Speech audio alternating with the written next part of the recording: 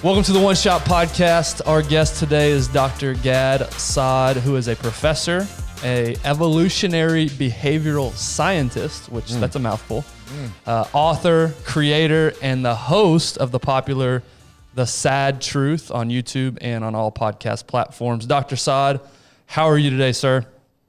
Thank you so much. I'm so excited to be talking to you. This may be one of the first times ever where my hosts outrank me in testosterone. Could that be possible? I don't know about that. Well, Looks can be deceiving, I promise you. we might outrank you in that, but I can promise you our IQs together do not equal yours. But yeah, we want to get into this. And the reason we wanted to have you on is because you have some interesting thoughts on current culture and the climate today that we're certainly very interested in diving into. I think the best way to set up that discussion, though, is by going through your story and learning where you come from and allowing people to understand where your perspective comes from. But even before all that, we do want to know where this whole Pittsburgh Steelers, Dallas Cowboys, you were telling us a little about before we started pressing record. What's going on there? Who do you root for? Well, I'll answer it as I tell my sort of history as a young child, because the Pittsburgh versus Dallas story happened when I first moved from Lebanon, escaping the war, to Canada. So in telling the story, I will address that particular rivalry. Okay. So I was born in Lebanon. We were part of the last remaining Jews who had steadfastly, refused to kind of heed the warning signs in the Middle East. And we thought that it was still a good idea to be living in a place where we were, grossly outnumbered. We were a very small minority. But, my parents had a good life. There was always, rampant anti-Semitism, even in a place as, quote, progressive and tolerant as Lebanon. But, we made do with our lives. My parents, had good businesses and so on. But then when the Civil War broke out in 1975, I was just about to turn, I was 10 and a half when it started. It became impossible to be Jewish in Lebanon. And so we went through the first year of the Civil War, which is more butchery and violence than any 10,000 people should see in their lifetimes. And then we were lucky enough to be able to escape and get papers to move to Canada. So that's sort of my childhood, having gone through the Lebanese Civil War. And to your question about the Pittsburgh Steelers, so we moved to Canada in end of October 1975. And, it's unbelievable how children can adapt to any situation. I went from, being Arabic is my mother tongue. I'm growing up in Lebanon, avoiding 17,000 ways of being killed in any given moment, to suddenly falling in love with football as a 11-year-old. At that point, I had turned 11. And the first Super Bowl that I watched was Super Bowl 10, which was the Pittsburgh Steelers versus the Dallas Cowboys. And I'm not exactly sure why I fell in love with the Dallas Cowboys, and specifically with Roger the Dodger Staubach, who became my idol but now, what's the logic for a Lebanese kid who's never seen football to suddenly become so emotionally vested in Roger the Dodger Staubach? I can't explain it. Some things can't be explained. And so because he's Captain America. That's why. Yeah. That is exactly why. Maybe exactly. And then I stayed with the Dallas Cowboys until, Danny White came in, and then I jumped the ship. And then my most recent team, if you care to know, has been New Orleans Saints, because I love Alvin Kamara. I like it. We don't care to know. Well, honestly, we're just going to stay in the 70s, actually. But really, though, going back to the 70s, and I think for the younger generation, for the first time, and let's just speak about Americans, it's the first visualization of living through some type of war like that, and what's going on with Ukraine, right? The Russian invasion. Not the same level, right, as the Civil War in Lebanon. I'm not comparing those, but visually. So my question is, as a young child and seeing things that no child should see, how were your parents in protecting you? What was life like in that year and a half? Obviously, it was difficult before that, but actually in the Civil War, what was that like as a child? And then what did you see your parents doing and reacting to that situation? Great question. I'll give you a few little snippets of the life of a, war person as a child. So one of the ways that you would surely get killed in Beirut, among many, many ways, was sniper fire. So there would be these snipers on top of buildings who would just sit there and knock out anybody who was within the vision of their scope. And so my parents would tell me, if I was going to play in a particular area, to never cross that particular line, because then that would open me up to the sniper fire coming because we lived in an area almost on the Green Line, which separated East and West Beirut, where there were quite a few tall buildings that some of you can later Google. There was what was called the hotel battles, these tall buildings by Beirut standards, where these tall hotel buildings where they would fight for access to those buildings, because then if they could get to the vantage point from the top of the building, they could just kind of be taking out people left, right, and center. And so imagine as a child being told, play with your soccer ball here, but never cross this line because your head's going to be blown. Wow. Another quick snippet I can give you, but again, I could keep you here for 5 hours telling you about, because which we're scheduling that 5-hour call, by the way. I'm already locked in. The brutality of the civil war in Lebanon, as you rightly mentioned, is really the measure of brutality, because the Lebanese civil war was just outlandish, because it truly was tribal in its most basic sense, religious tribalism. And so we learned how to read the signature. When bombs are coming in, there's kind of a whistle that happens before it hits. And so we learned to either literally duck for our lives or not, depending on the whistle signature of a bomb. Wow. That's the kind of adaptation that life becomes banal. I'll give you other quick example.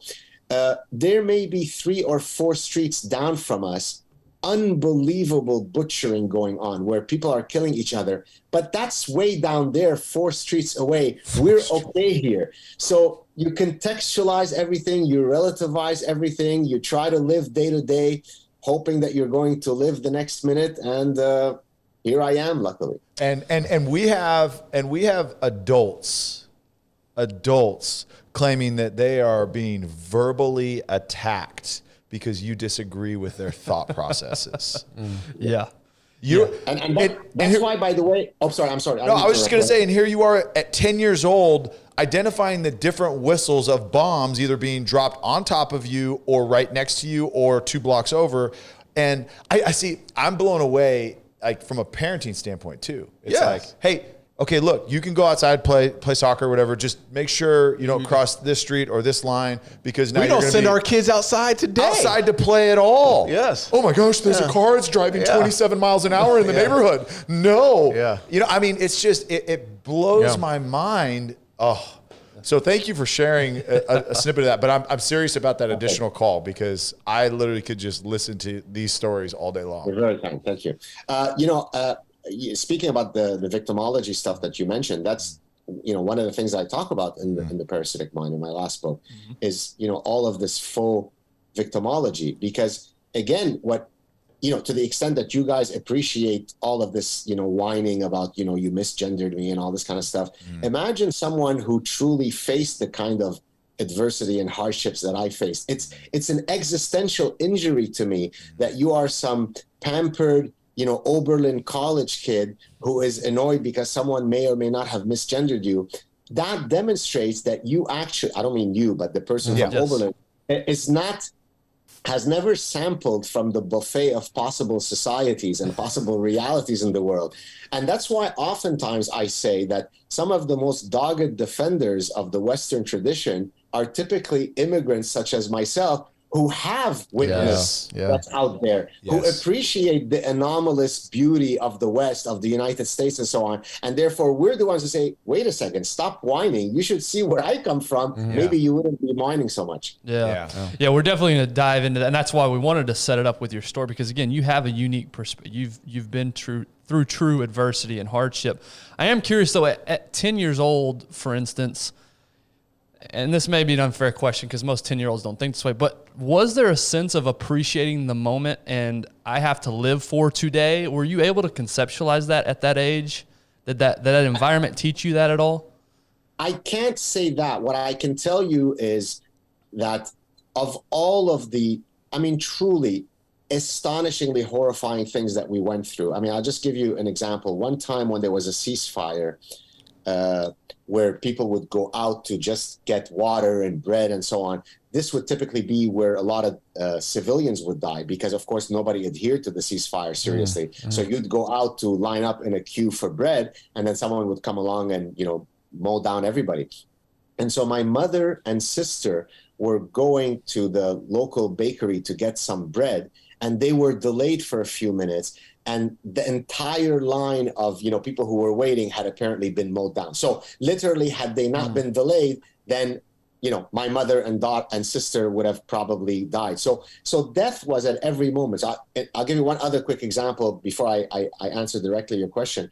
So one of the other ways that you would die in Lebanon is, in Lebanon, you had what was called, in the Arabic word is hawiyya, which is like a internal ID, like a passport, but that the police, if, for example, if they stop you, they say, show me your papers. And then those papers, the most conspicuous thing on those papers was your religion, because everything in Lebanon is viewed through the prism of religion. Now, if you were Jewish and you were going to be stopped by one of the roadblocks of the million of different militias that were fighting each other, there weren't going to be many roadblocks that you were going to be let through without having a bullet in your head. When you have the Arabic word, so the Arabic word for Jewish is Yehudi, but they wrote Israeli, which means Israelite. So it even created more animus against you because they didn't even put you as Lebanese, that you were an Israelite. Even though I had nothing to do with Israel, I was just a Lebanese who happened to be Jewish. And so we were afraid to even walk on the street, because if some random militia person says, show me your papers, then that literally meant we were probably going to be killed. So I think I was just busy trying to make sure that I lived till the next day, right? So I didn't have this kind of big existential, it was literally moment to moment. But I do remember, and I mentioned this in chapter 1 of the book, that arguably the most frightening experience I ever had, which really kind of hit home, was a story that I call the pomegranate story. So I'll mention to the people who may not have read the book. So my parents had hired a guy who would come and provide us with the following service. So you know how in let's say in a bathroom today, you have disposable papers that you could kind of take out. In the old days, there used to be a roller, like an actual tissue roller, that a guy would come, let's say we had one in our kitchen, where he would place the roller so that whenever, let's say my mother is doing the cooking, she would use that roller to dry the hands, and then he would come back and change that roller, every week or 2 weeks. So this is the extent to which we knew that guy.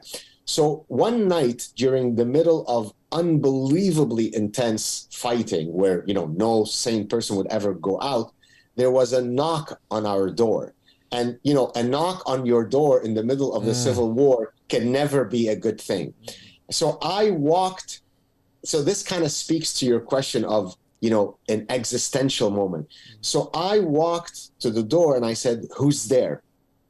And so he said, I can't remember if his name was, it was either Ahmad or Muhammad. So let's go with Muhammad.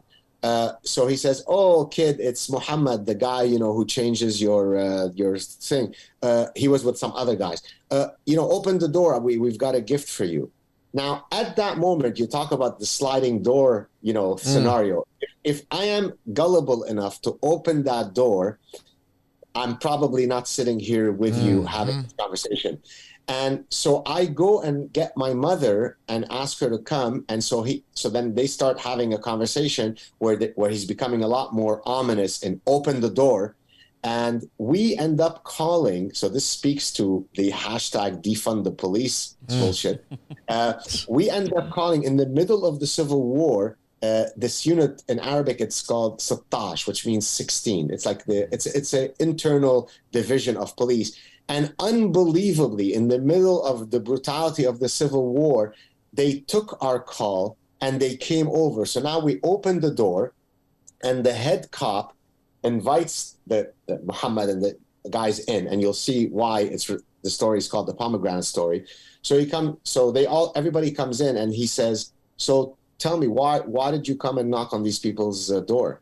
He says, oh, because, we went up in the mountains, my friends and I, and we picked some pomegranate, and so we brought it back to give them. So he looks in the basket, and there was actually pomegranate.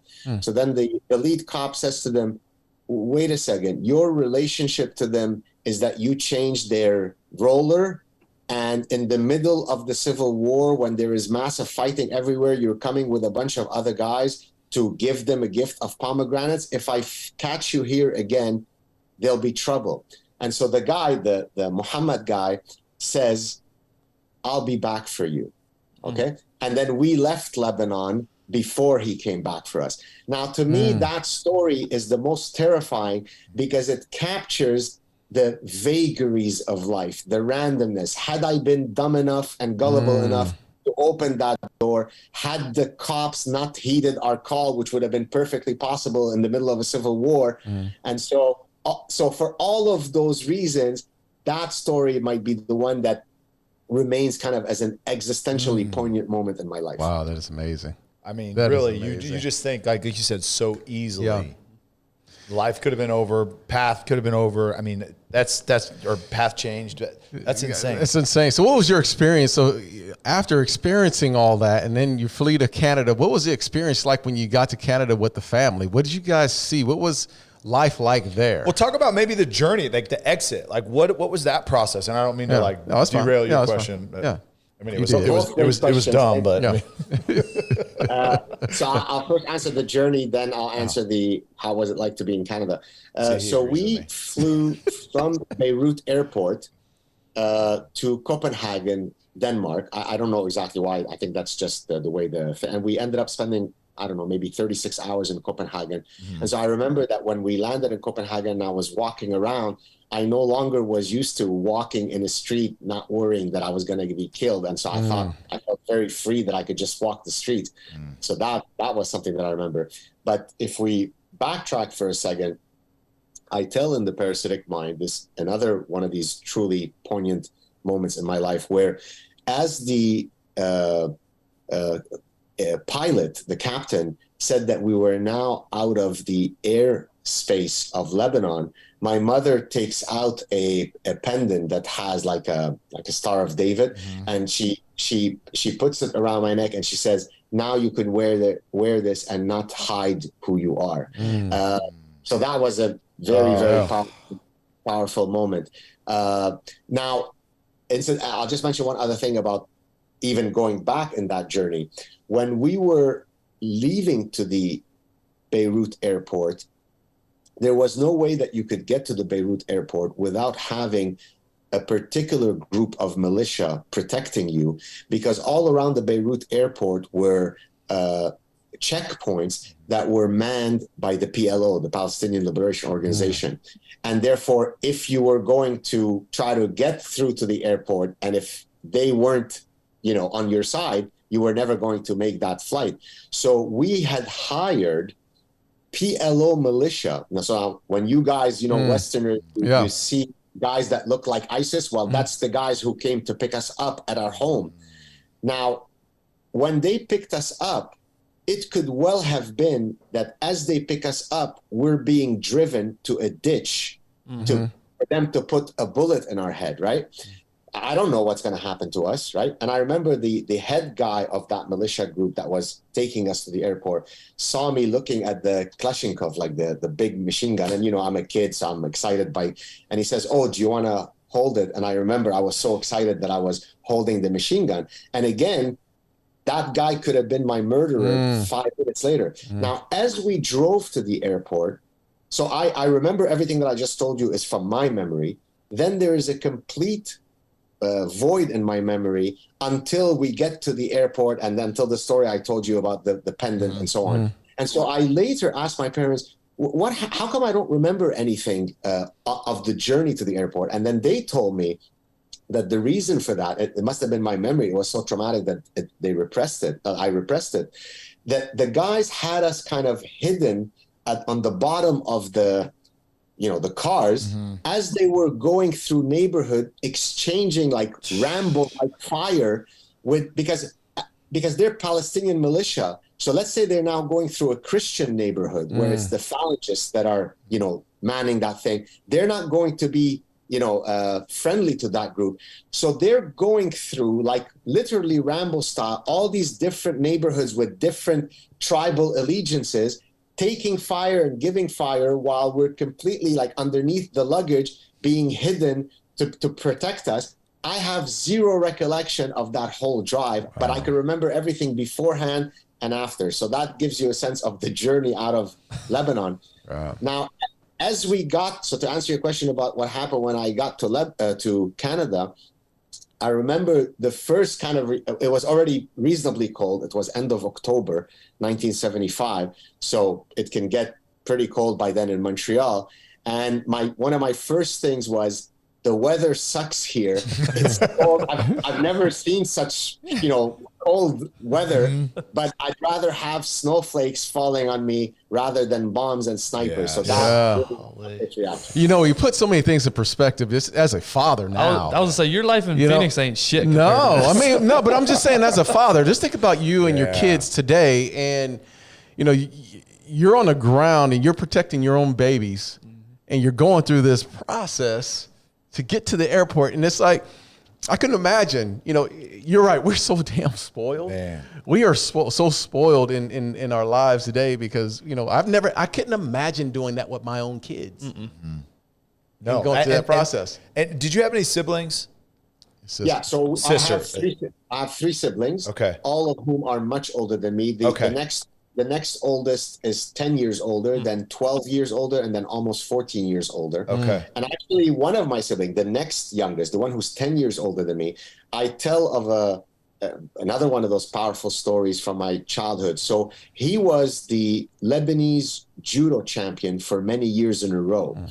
And after having won the Lebanese championship for a few years, he was visited by some men who explained to him that it was maybe healthier for him to now retire, because of course it's not very good for a dirty Jew to be constantly winning the Lebanese championship in a fighting sport. And so it's enough, Jew boy, it's time to maybe now retire, which of course he wasn't willing to do, in which case he ended up leaving to pursue his studies and his judo career in Paris, France.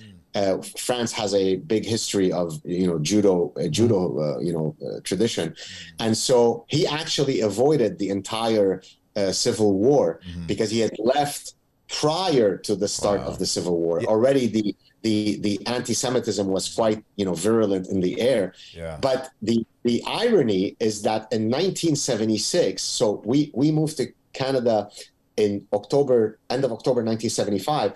The Montreal Olympics happened in Montreal in the summer of 1976, and my brother represented Lebanon in the Montreal Jewish Olympics. So the dirty Jewish guy who was forced to leave Lebanon to pursue his judo career had the dignity and the forgiveness in him to then wear the flag of Lebanon and represent Lebanon in the Montreal Olympics.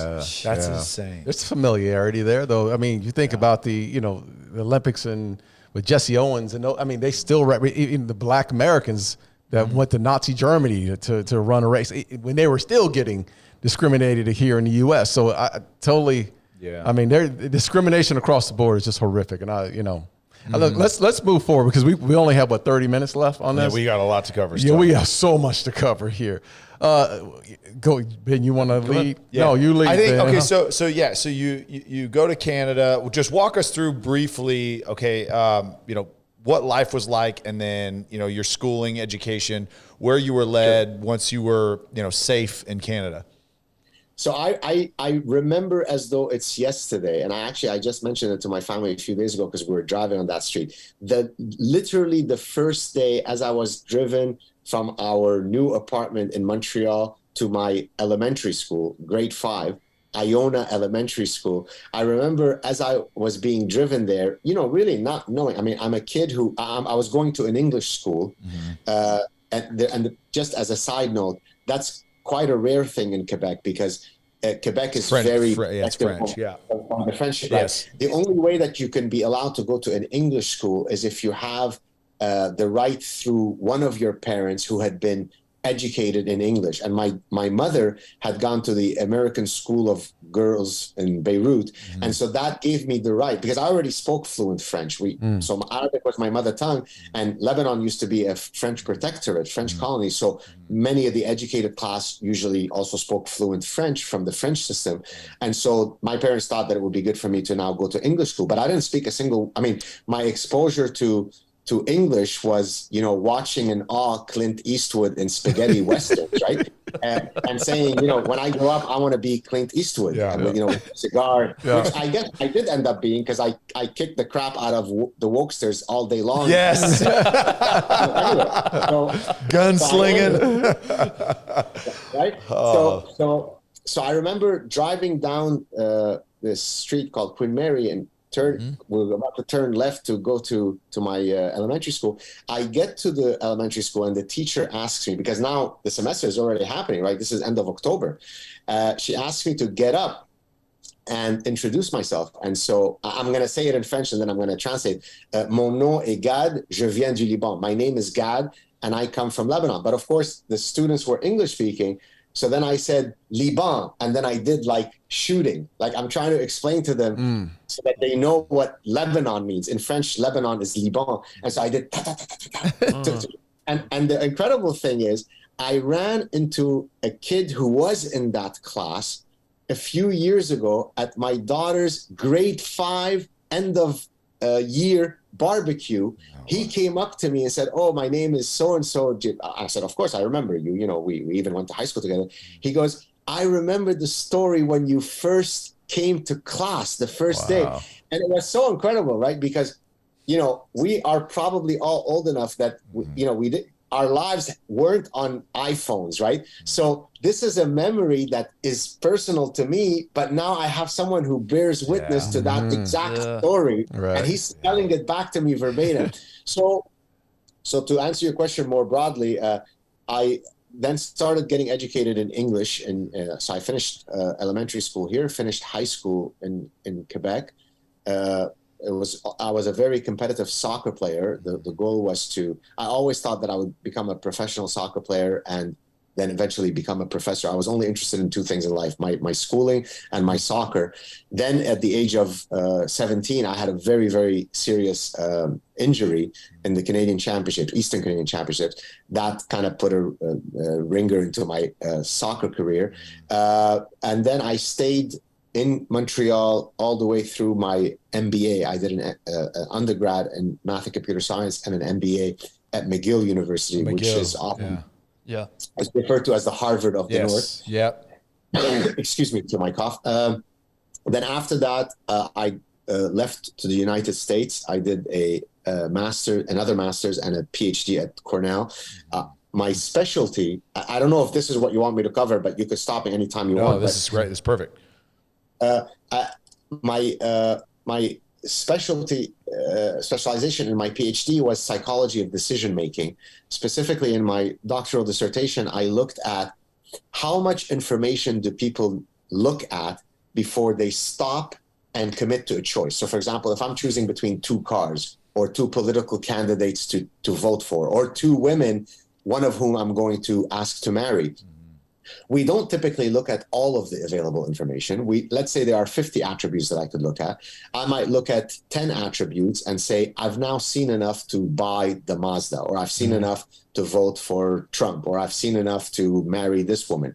Well, so my doctoral dissertation I did is I looked at the cognitive processes, the mental processes that allow us to instantiate that stopping rule. And by stopping rule, I mean to stop and commit to a choice. I've seen enough to choose A or buy B or whatever. So that was the gist of my doctoral work.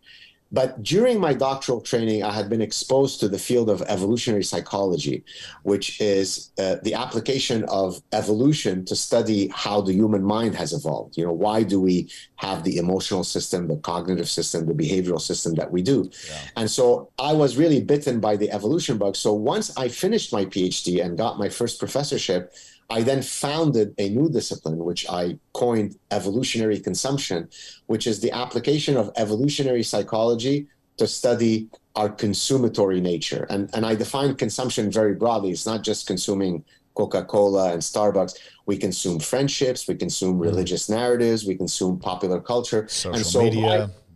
My scientific work is at the intersection of evolutionary biology and consumer psychology. I want to take a quick break and thank our partners, Sleep Number, and highlight a couple of things they're doing. Guys, these Sleep Number beds are unreal. The technology that they've created, the feedback that it gives you on your sleep. I've got the app opened up right here. They tell you things like your heart rate variability, your breathing rate, all these type metrics and feedback to give you so that you can improve your quality of sleep. They're all over the place. You can go and check yourself out, a Sleep Number store, wherever you live.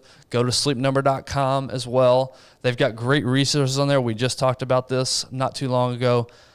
They have a whole blog section, all these articles, things that you can improve your health. Sleep Number is definitely changing the game when it comes to bedding.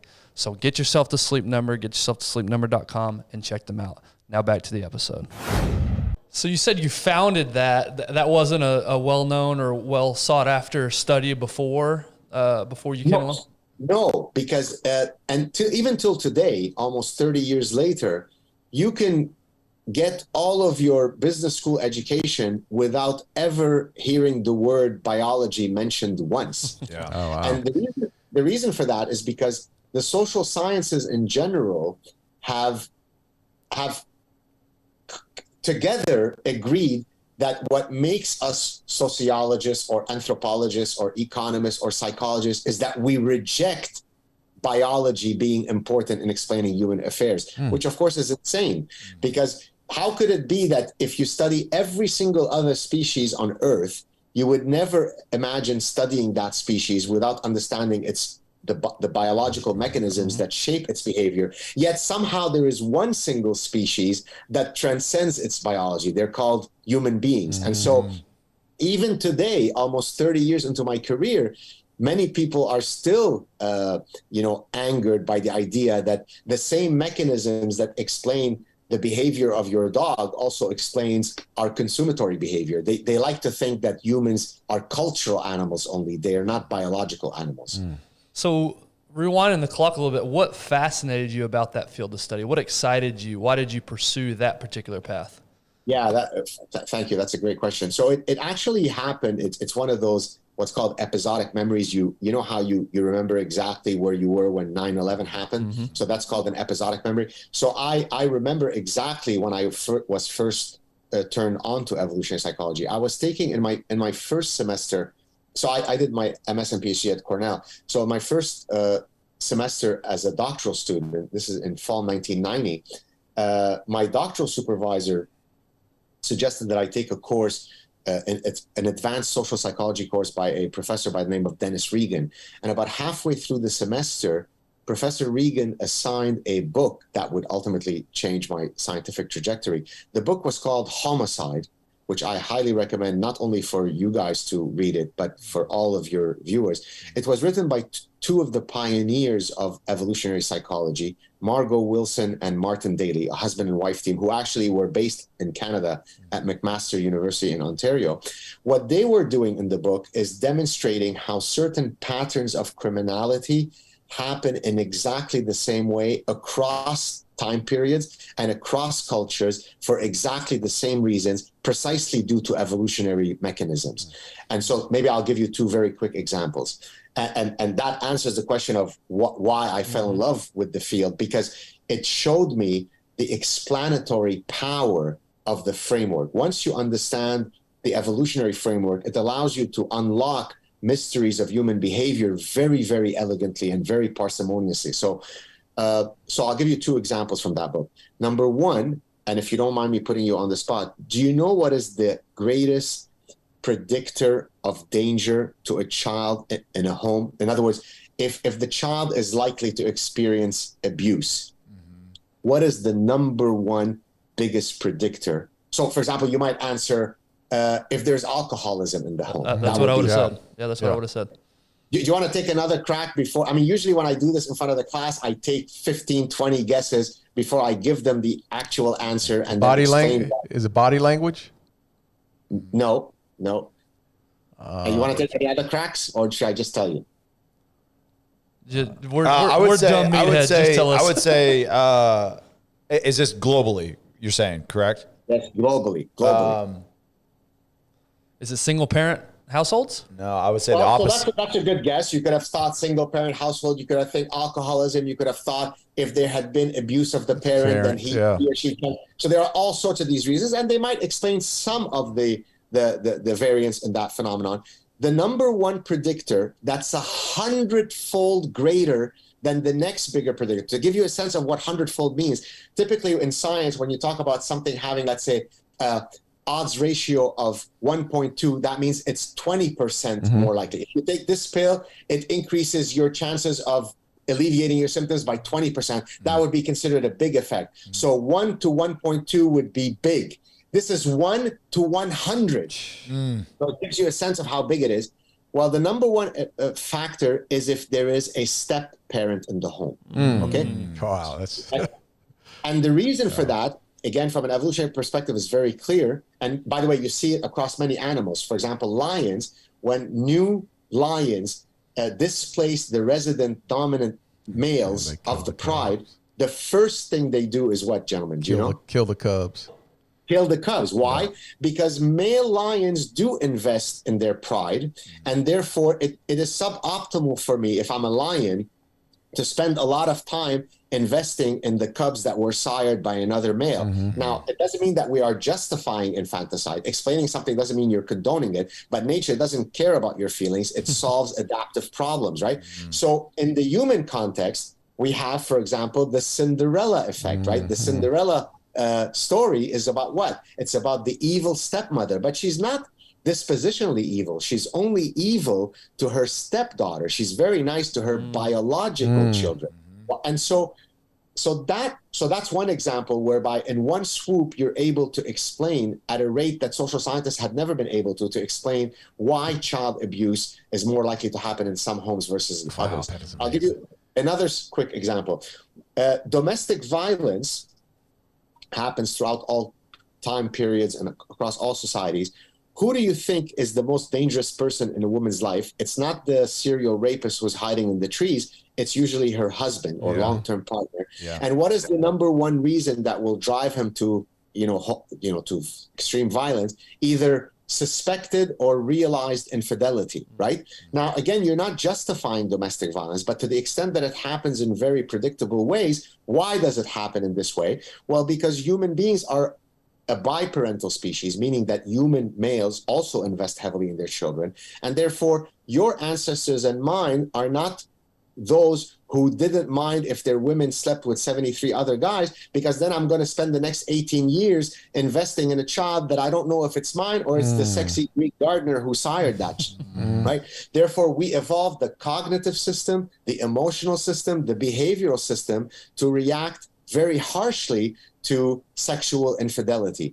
And so when I saw the parsimony, the explanatory elegance of the evolutionary framework, I had my epiphany. I said, well, I'm going to take exactly that framework and apply it to study economic decision-making, consumer decision-making, and so on. So walk us through. So you go and you get your doctorate in this, and your focus is that, and you create this this new segment of that and around the consumption and decision making. So when you go there, what is that path for you as you say, okay, now I've got this degree. How do I use this? How do I earn a living? Right. So as an academic, one of the things that you're tasked with, there are three elements to being a professor. There is your research, your teaching, and then service, serving on committees and so on, administrative committees. So you're supposed to do all three of these things. But many people don't know that overwhelmingly, you're not a high school teacher where your predominant job is to teach. So teaching for professors is actually a very, very small part of my job. My main responsibility is to publish papers, right? Or in some disciplines also to publish books. and therefore you have to create new knowledge. And so I set out to publish many papers within this new nascent discipline of evolutionary consumption. It wasn't an easy sell because, as I hinted at earlier, many social scientists remain quite hostile Absolutely, right. to applying biology to study human affairs. Yep. But, being the dogged guy that I am, being someone who doesn't, succumb to the orthodoxy, I said, I don't care. The pursuit of truth is more important than my careerist aspiration. I will just pursue truth where it takes me. And I'm sure that the cosmos will iron out the details. And, I did pay a price because I wasn't invited to some of the cool kids parties because I was, an irreverent thinker. But in the grand scheme of things, if you're going to name, and forgive me, I'm not trying to be immodest, but if you're going to name 10 professors that might be known in many households, I'm sorry to say that few of my hater professors are going to be remembered. Are those remembered and names? Here I am talking to super cool guys like you. So I think I want to clarify though. What baffles me is you had an element of resilience to your character and your nature that blows my mind with what you went through, that there's actually some resilience that comes through that adversity that you faced, like taking on these professors. Like that's way scarier than bombs dropping on me and being shot at. Exactly. Nothing more than a nasal, whiny professor to really scare the shit out. Yeah, that's right. I'm gonna write an article about you. So I think that sets up well. To where we are today with what you're doing today. And there's 100 questions going through the head. Maybe we start with this. Something that bounces around in my head. Have things always been this, tribal, this divisive, or is it truly different now than it has been in the past? I mean, I'm just curious, are we prisoners of the moment, or is it truly different than it's ever been? But I think it's divisive, trivial over trivial things, right? Yeah. Like I think the tribal divisive, I mean, that's been going on forever. I mean, you go back to Egyptians, to Hebrews, right. You go way back, right? Mm-hmm. There's always that, right? There's that division, but we're just creating ways now for that. So I think you're exactly right. So you preempted what I was going to answer.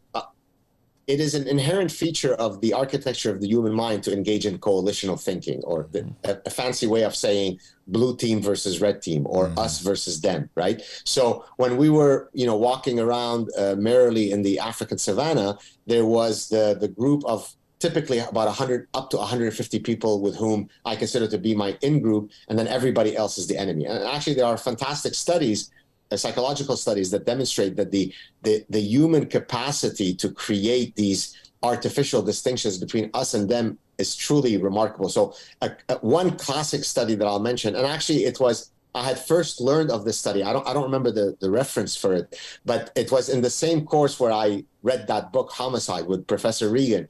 And so the study goes like this. You bring in people into the lab and you make them stand in a waiting room, and you just put either a blue sticker on them or a red sticker, which you say to them, ostensibly it's for something else later, right? And I'm going to come back in a few minutes to do part 2 of the test. That's what you tell them.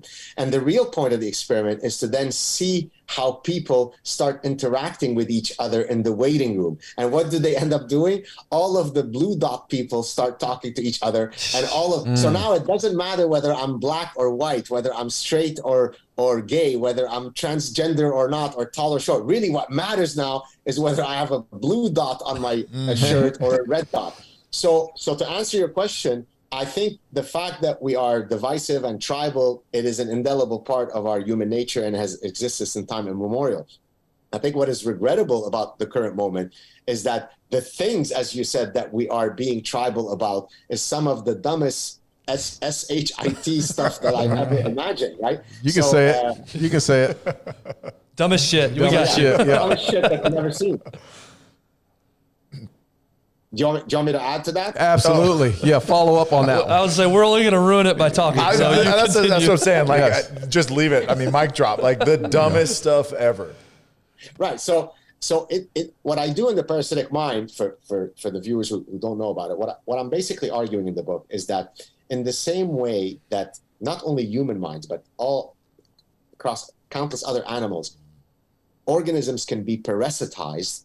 I mean, a tapeworm can parasitize your intestinal tract, but a neuroparasite goes to the host's brain, alters its behavior to suit its interests. So, for example, you could have a cricket that is parasitized by a particular brainworm. The cricket hates water, but when it is infected with this parasite, it actually happily jumps into water to its death because it serves the reproductive interests of the parasite which is infecting its brain. Or take, for example, Toxoplasma gondii is a parasite that infects not only human minds, it infects the minds, the brains of mice. Well, when a cat is infected with this parasite, it loses its innate fear of cats. It actually becomes sexually attracted to the smell of the cat's urine, which is not a very good sexual attraction to have.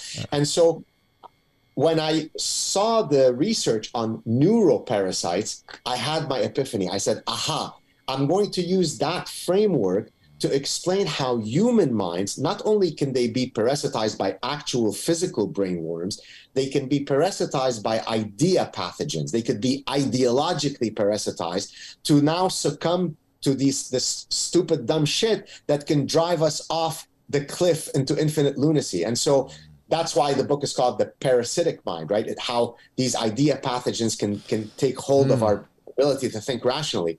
And so what I argue in the book is that each of these idea pathogens, postmodernism, militant feminism, social constructivism, cultural relative, all these different, idiotic ideas, they all regrettably, I say regrettably because I'm a professor, they all were spawned within the university ecosystem, because as I often remind people, it takes intellectuals to come up with some of the dumbest shit. And so what I basically do in the book is I describe those idea pathogens, and then, as any good physician would do if they diagnose you with a disease, I then offer a mind vaccine against these drugs. Yeah. So first purchase I'm making as soon as we leave here is this book. Yeah. Because You think? so do you think that some people, and whether it's from their upbringing, whether it's innate, like biologically in them, do you think some people are more susceptible to those ideological parasites, or do you think it's just? Well, look, you're talking about like the woke. Yeah, the woke folk. Let's just go right to it. I love that question because I am currently working on a project with one of my graduate students where we are specifically trying to answer that question. I think it's a bit of both. And so let me give you an example of that. I think that if, you are inculcated with some of this stuff through going to Wellesley and Oberlin, then that's part of the learning part. But I also think that there are innate mechanisms that might explain whether I become wokeified or not. And I hint at that. Well, more than hint, I actually offer a theory. I don't know if you've, how far along you got in the Parasitic Mind, but at one point I talk about male feminists. And by the way, I'm going to say a swear word, but it's actually a zoological term. Male feminists as sneaky fuckers, right? And where does that term come from? So in the animal kingdom, there is what's called the sneaky fucker strategy, or the fancier scientific term would be kleptogamy. This is where you have males in a species that come in two forms. For example, let's say in some fish species, you've got a dominant looking male that looks like a male, and then there is a kind of male that mimics a female, so that when he's trying to get access to the females, the male guard will look at that sneaky fucker and let him in thinking that that male is a female, right? And so I argue that phenomenon that you see in many species in the animal kingdom is what explains how some male feminists behave, right? So they wear the scarf, they hug the trees, they're so sensitive, they cry at Bridget Jones' Diary. Well, those are not guys that look like Navy SEALs. So to your question about the biological mechanisms, I think that most male feminists who are, pursuing the sneaky fucker strategy have certain morphological features that give them away. And now there is some proof to my theory, because some other scholars that I cite in the Parasitic Mind have shown that people's ideologies, when it comes to, for example, social redistribution of resources, right? So, for example, do you believe in social welfare state? Communist. Sorry? Communism, right? Yeah. Or do you believe in military interventionism? So to your question about are some of these things innate, it turns out that a very strong predictor of your ideological positions on these issues is your physical strength and your musculature, meaning men who are physically dominant are less likely to support political ideologies of social welfare and pacifism and so on. So to answer your question in hopefully an interesting but long-winded way, I think it is partly the environment and partly your biology that determines your commitment to woke bullshit. Yeah. I try to be charitable of other people's perspectives. I try to, listen and engage. It's hard sometimes. However, as you know, say it. However, yeah, I want to give people the benefit of the doubt that it's coming from a good place, right? They're wanting to make good changes and they're wanting to look out for the oppressed. And so I want to say that it's coming from a good place. The problem is there's a lot of bad actors too. So where's the line of we want everybody to be better off, but we're taking it way too far? I actually exactly addressed that question in the Parasitic Mind. I got to get to that chapter. He's like, it's actually in the intro. So you just told me that you have not even opened over it. Yeah. So each of these idea pathogens, so postmodernism, for example, is that there are no absolute truths. Everything is subjective. Everything is relative. Who are we to talk about an objective truth, right? So that would be postmodernism. I call that the granddaddy of all idea pathogens because it attacks even the possibility of seeking truth, right? So it attacks the fundamental epistemology of truth. But, social constructivism is an idea pathogen that says, hey, we're all born tabula rasa. Darren Woodson did not have any biological advantages over, Mordechai Silberstein, 5'2". It's only because mommy hugged Darren that he became a great safety in the NFL. Right? So social constructivism puts the whole weight of our life trajectories on social construction. Nothing could have been due to biology. And so one of the things I wanted to answer in the book is what do, if anything, do all of these very different idea pathogens have in common? And this is where I come exactly to your intuition. Excuse me. So, and that is that they all start off with a noble goal, right? But then in the pursuit of that noble goal, they murder and rape truth in the service of that noble goal. So take, for example, transgender activism, okay? Well, I could totally get behind the fact that all human beings should live free of bigotry and should live dignified lives. And so sign me up as a transgender activist. But where you get me to come off the train is where you then say, well, in order for us to have transgender rights, you better say that men too can be pregnant and men too can menstruate. Yeah. Otherwise, you're a transphobe. So what's happening there is in the service of that original noble goal, which we could all get behind, well, we must rape and murder truth. No. I can walk and chew gum at the same time. I could be for pursuing noble social justice goals without ever violating an inch of the truth. All right, I want to take a quick minute to talk about our partner, Choctaw Casino and Resort. We are really, really humbled and grateful to be a partner for them. If you've listened to the show for any amount of time, you've heard how great the resort is there, how great the casino is, the new expansion. They've doubled in size, 3,000 new slots. They've got unbelievable sports bar. They've got unbelievable restaurants, unbelievable movie theaters, arcades for kids. It is endless, the things that they've not only improved but added. But it's just the experience that they provide is second to none. Choctaw Nation has done an incredible job with the community, with philanthropy, with support. They have just done incredible things. So we are extremely humbled and grateful to partner with Choctaw Casino and Resort. Make sure, I know you know it, but it's just a short drive up 75. Go check them out. And now back to the episode. But isn't that a small segment that actually firmly believes that, I mean, most of those that are transgender, they don't walk you down that line, correct?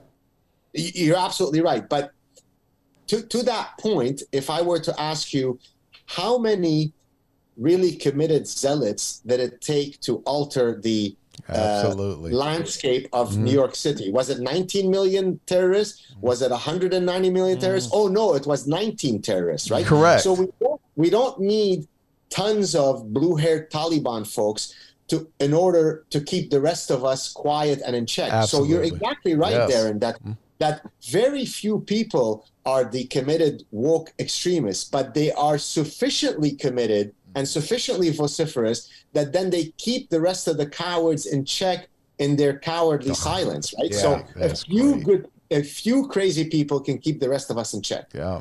So talk about the idea, because this postmodernism, like create your own truth idea, like that I really struggle with, because just the idea that you can create your own truth out of anything, out of air, from a parenting perspective. Where are we getting lost in parenting our children from a young age, allowing, hey, you figure out you and you get to do this, as opposed to a little bit more of a legalistic type of parenting? Like, look, hey, here are the facts. Here's what, like, physically, here is what is true. Here is legally what is true. I mean, there are hard truths in life. And I think some of these kids of these younger ages, and maybe it's because parents are absent, maybe it's because parents are distracted, whatever it may be, but man, imposing on our children at a very young age is like, look, there is a right, there is a wrong, there is a truth, and there is an untruth. Yeah, so I'll answer that first in a broader way, and then we could apply it to parenting or to anything else. So I draw a distinction in chapter 2 of the Parasitic Mind between deontological ethics and consequentialist ethics. Deontological ethics are absolute truth. So, for example, if I were to make the following statement, it is never okay to lie, that would be a deontological statement. On the other hand, if I were to say it is okay to lie if you're trying to spare someone's feelings, then that would be a consequentialist ethical position, because I'm saying that given the consequences in that case of trying to spare someone's feelings, then in that case it would be okay to lie. Now the reality, so for example, if you want to have a long-lasting marriage, when your spouse says, do I look fat in those jeans, then you should put on quickly your consequential. Yes. Of course not. You look gorgeous, sweetie. And then you can hopefully celebrate your 25th year wedding anniversary, right? So the reality is that for many aspects in life, we should be consequentialist. But there are some elements on which we should be absolutely inviolable in our commitment to the deontological position. And so whether it be in imparting certain rules of behavior to our children, whether it be in how tolerant we should be towards criminal, whether we should be, so for example, as many of you know, or you may or may not know, I recently had a big spat with a supposed former friend of mine, Sam Harris, a very well-known public intellectual, because he, in my view, committed a huge violation of deontological ethics, because he's supposed to be this ultra super smart intellectual who said, hey, I'm all for freedom of speech, but when it comes to Donald Trump, he's so dangerous that it makes perfect sense that he not be afforded freedom of speech. No moron, no imbecile, no grotesque cretin, no disrespect to my former friend. There are deontological principles that you never violate, right? Presumption of innocence is not something that we adhere to except for that really one bad guy, right? It applies to everybody. So there are certain precepts that have made Western societies the great societies that they are, precisely because they are founded on a bedrock of deontological principles. So to tie it back down to your parenting question, I don't go to my child and say, hey, look, please follow the rules of behavior of the district attorney in San Francisco, whereby it is okay to steal as long as it's under $950. No, I tell him, I put on my deontological hat. Hey, son, never steal that which does not belong to you. There is no equivocating. It could be a chewing gum. It could be a gold nugget. That's right. Never steal. So I guess I've answered your question in a broader, more philosophical way. Yeah. Yeah, and I'm sure you discussed this in the book, and I know we're running up against the clock here, so maybe we ended on this. Is there any, in your opinion, is there any putting the genie back in the bottle? I mean, are we too far gone down that direction? Maybe most of us feel a certain way, but there's enough that are disrupting everything else. Is there any coming back together, or are we gone for good here? No, I try to leave people off with some optimism, not because I'm trying to just be hopeful and optimistic, because I genuinely think you're going to lie to make us feel good is what you were saying. The silent majority hates that stuff. Yep. Okay. And I know this because I receive the thousands of emails from professors, from students, from parents of students, all of whom say, thank you, I'm too afraid to speak, but I hate this garbage, right?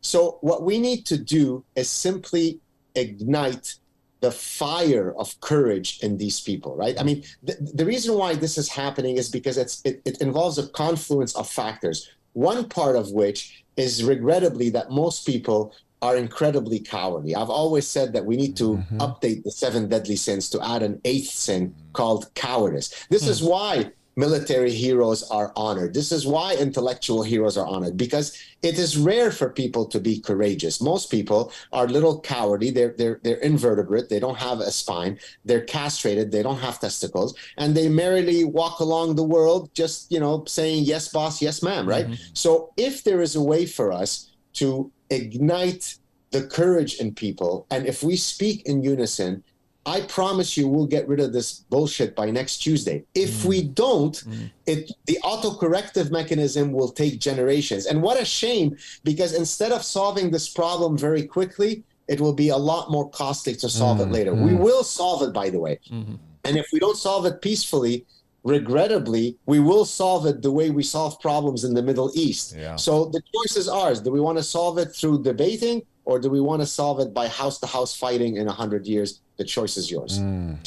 Yeah, I'm with you. I think it does course correct. It's just the question is, how long does it take? To your point, are enough of us going to speak up? Are enough of us going to put it into? This falls under the cowardly category. It could. A lot of us just go about our day and don't even think about it. We're just going about our lives. We're staying in our bubbles. We're doing our own thing. It doesn't personally affect me, so I'm going to keep doing me. And that's a form. In a broad sense, that can be a form of cowardice. You're just burying your head in the sand.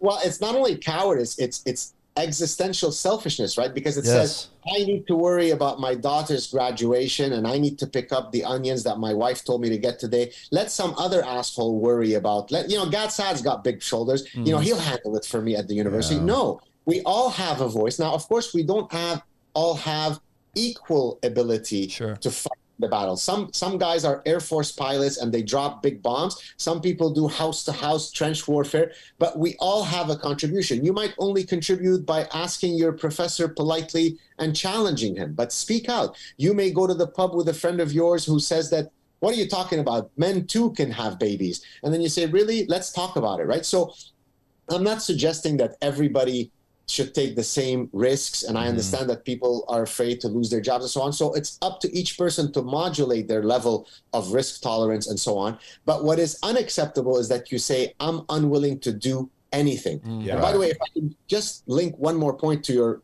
the football stuff that we talked about earlier. I said that I loved New Orleans Saints. I loved Alvin Kamara. I also loved Drew Brees because I thought he was such a cool quarterback. Drew Brees really pissed me off with his, 70 different apologies because he said that, he loves the American flag or something, and that offended his teammates, right? So here's a guy, and I feel kind of ashamed telling to pro football players about, the violence and the physical courage in the sport. But here's a guy who is avoiding guys who are coming at him 350 pounds to decapitate him. So you would think, my God, he's the model of courage. But apparently he doesn't have testicles, because when it came to then defending, what do you mean? I'm not going to apologize for loving the United States. I'm not going to apologize for standing up for the flag. F you, teammate, if you're offended by that. He suddenly turned into a little girl. So even big macho football players can turn out to be little castrated little girls. And so that's why I say to people, find your spine, find your testicles, speak out, have honor, have integrity. The people who landed on Normandy beaches who were 18 years old, knew that most of them were going to be mowed down like little mosquitoes by the German machine guns, and yet they signed up. They said, I'll do it. So if someone's going to call you racist and transphobe, and if that's your biggest threat to not speaking out, you're a moron. Start finding your courage. Yes. Go ahead. Two things is that last thought that what that did is, and again, I love Drew and I respect him in many ways, but I agree is what that did, especially on such a big platform, it gave courage to that minority, right? That minority that thinks that, hey, we can do this and we can get our way. And if we can cancel them, we can shame him. We can do all these things. And again, you think about it, right? Someone like Drew Brees probably, let's just talk social media standards, probably has 2 or 3 million followers on Twitter. He probably had 2,000. Like, look at the ratio of just ridiculousness coming at him. Okay, in the scheme of things, you forget about the majority just to appease a few people. But again, convictions, and that's what's really sad about our culture. And I think you go to a religious aspect, right? When you grew up, your religion forced you to not only have to move from your homeland, but put your life at risk. When was the last time someone actually stood up, put their life on the line for their faith, for their religion, whatever it is? I mean, they're doing it in China. They're doing it all the time over there. They're doing it in the Middle East. They're doing it in Nepal. They're doing it all over the globe. But here we don't have true convictions that we're willing to risk ourselves for. Risk monetary loss, physical loss, and ultimately death for something that we say that we believe in. We don't have that. And when we do give into the pressure, the shame, then all we're doing is throwing more gas on the fire, because now that's giving courage to the minority that's just going to attack. It's that sue culture. Like, I don't want to do anything, so I'm just going to sue, and either right or wrong, I'm going to make a bunch of money. And so now you got all these people that want to sue and do that.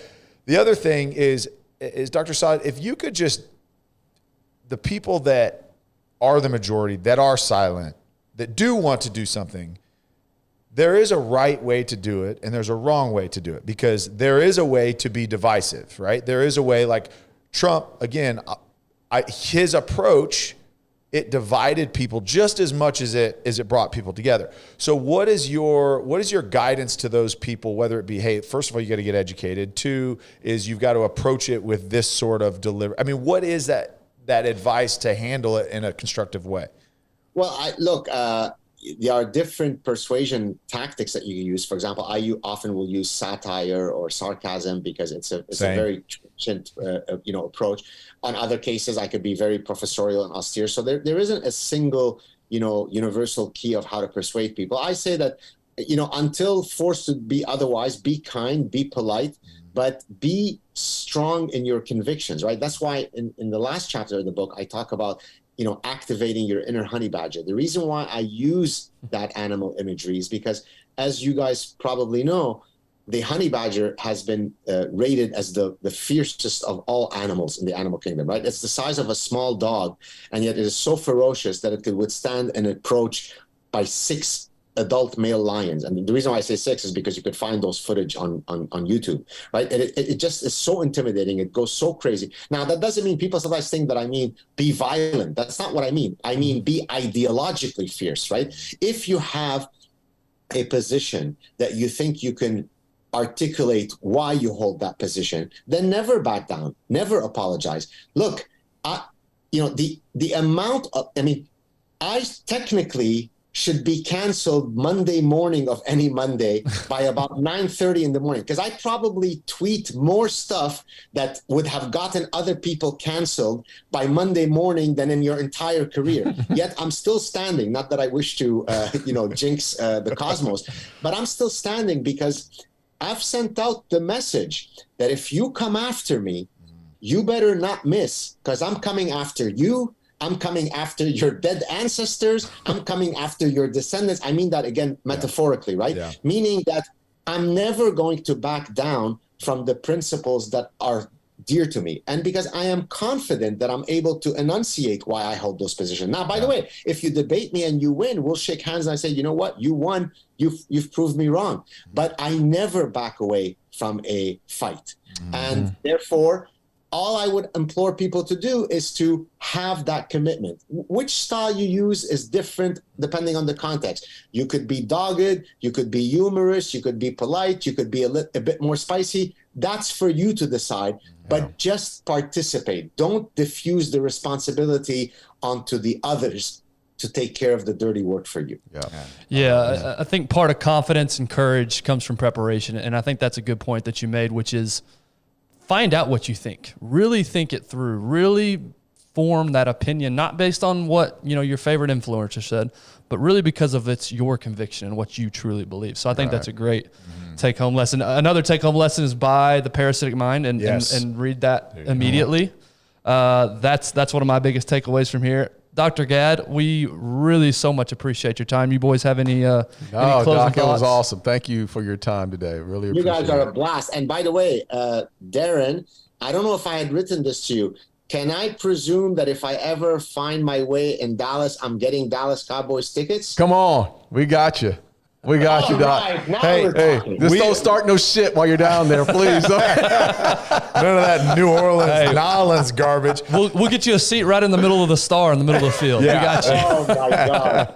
Oh my God. But no, really, if you ever are in Dallas, please reach out. We'd love to connect. Go have dinner, and I want to hear the whole story. Yeah, this podcast could have been 6 hours. Yes. And if it's possible that when we're walking together, you could all walk on your knees so that some of us are not 6'2" and 6'8". No, we're gonna have the courage to stand up. Yeah. We're gonna have the courage to stand up. I believe in being tall, and I am going to be. The reason I say this, by the way, is because I went, maybe 2 years ago or 3 years ago, before the pandemic, to Texas to appear on Glenn Beck's show. Yeah. And every guy who was there at dinner, I basically came up to his knees. And the shortest guy was maybe 6'5". I'm like, what the F, man? You got set up, Doc. You got set up for sure. That must have been on purpose. That was a power move by Glenn Beck. Dr. Saad, thank you so much, sir. We really appreciate Thank you, it. guys. Thank you so much. Doc. Have a great one. Appreciate it. All right, thanks, everybody. Okay, bye.